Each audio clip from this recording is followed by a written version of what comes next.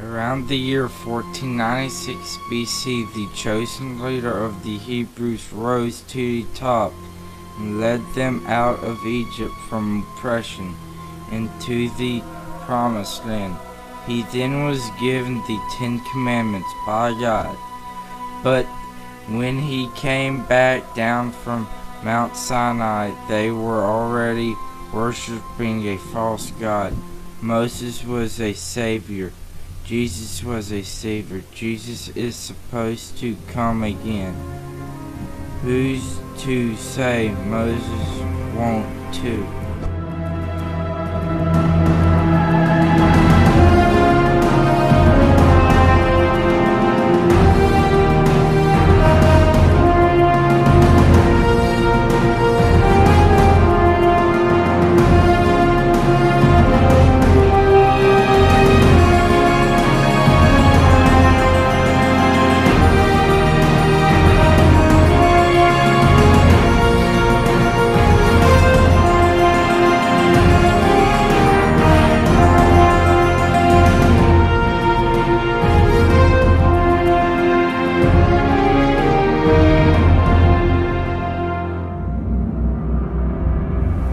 In a small mining town in Minnesota, the miners were composed of all of the minorities in America.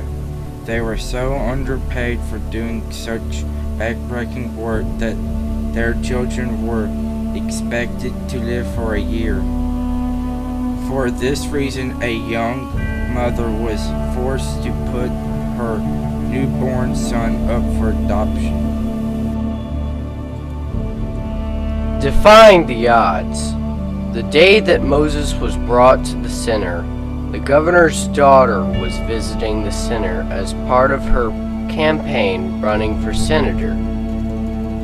She adopted Moses, and he grew up to be part of the governor's family. Moses was happy with his family and grew up with his part brother Randy. But Moses never forgot about his roots in the mining town. One day, Moses was angered and made a huge mistake. Yeah. Wait. No, look. I do not want these people to be able to support themselves. Just get it done. Look. We cannot have them reproducing in our town, okay? Let's just call it population control. Okay, bye. What do you mean? Hey, Moses, I didn't see you there. You seriously understand these people? What? No, you wanna What do you mean understand. by population control? This matters for the big boys. Ah! Okay. What have I done?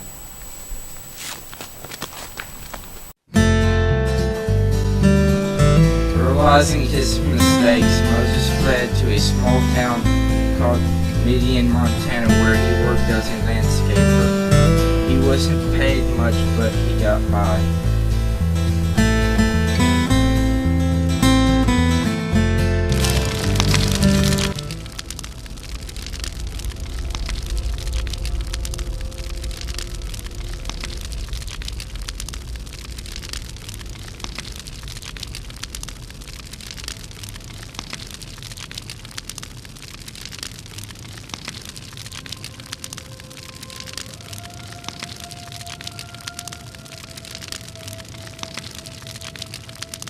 Come any closer. Take off your sandals, for this place where you are standing is holy ground. I, the God your father, God of Abraham, and the God of Isaac, and the God of Jacob.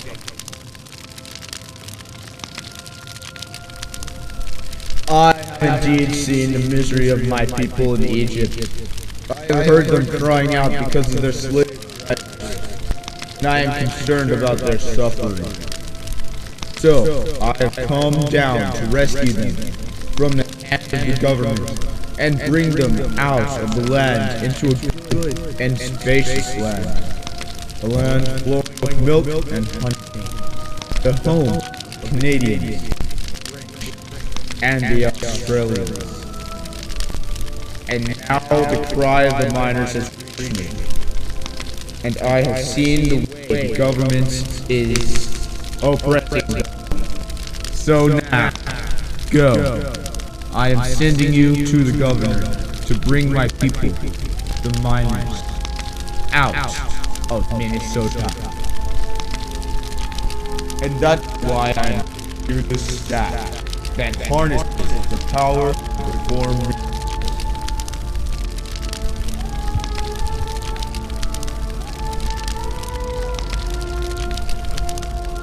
I am who I am.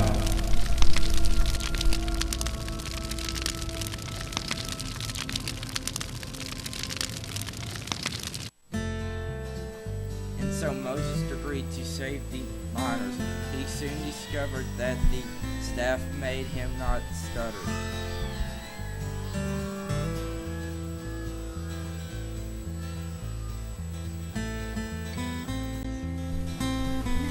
He gathered the trust of the miners and then led them to the governor's office.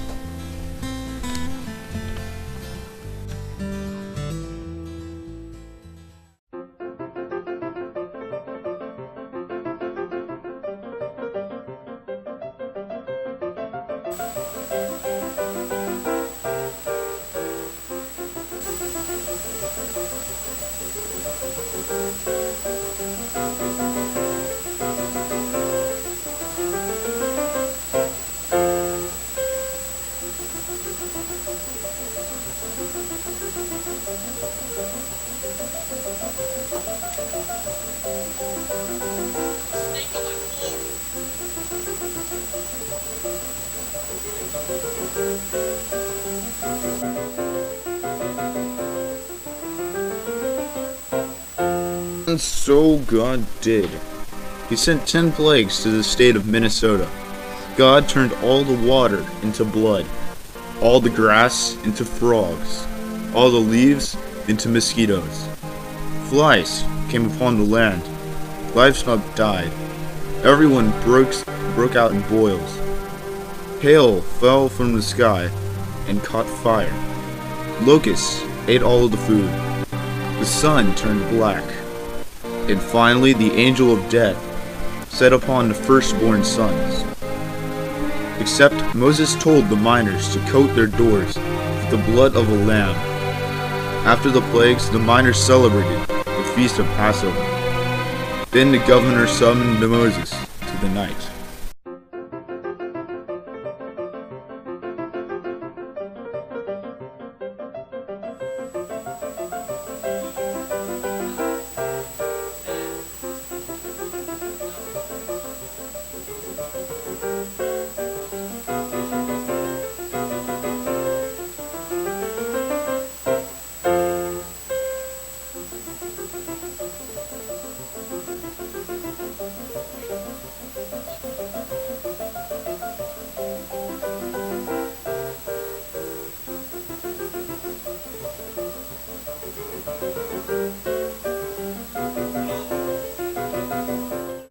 Moses ordered his people to loot the government of their iron and money.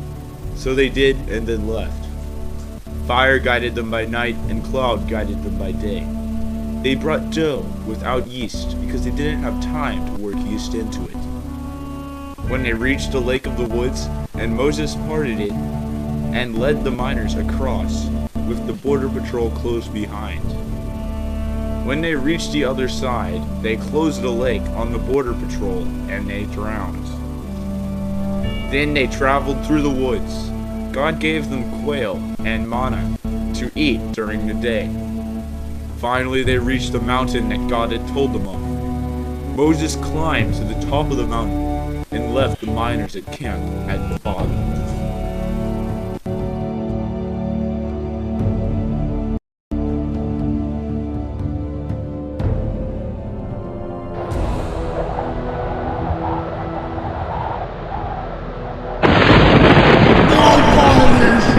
Die for this mountain, or they shall be struck down!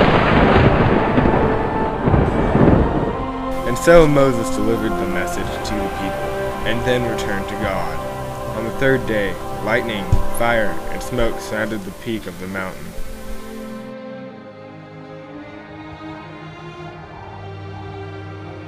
I have some rules for you to follow. First, you shall not have any other gods before me. Second, you shall not misuse the name of the Lord your God. Third, remember the Sabbath day by keeping it holy. Fourth, honor your father and mother. You shall not murder. You shall not commit adultery. You shall not steal. You shall not lie. You shall not covet your neighbor's goods, and you shall not covet your neighbor's wife.